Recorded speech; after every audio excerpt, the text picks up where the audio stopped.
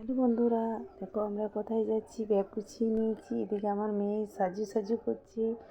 সাজানো হয়ে গেলে আমরা এবার বেরোবো। এই যে গাড়িতে চেপে নিয়েছি, তারপরে আমিও চেপে নিলাম। এবার আমরা একটু যাচ্ছি, যেতে যেতে একটু রিলসও বানিয়ে নিলাম। আমরা যাচ্ছি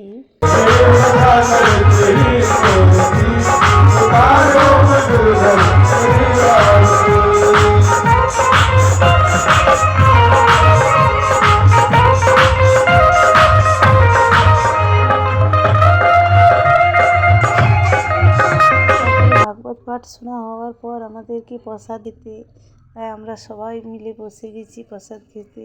প্রসাদে ছিল লুচি, কুমড়োর সবজি আর বোঁদে। আমরা প্রসাদ খাই। আজকের মতো রাখলাম, tata, bye bye, Radhe Radhe.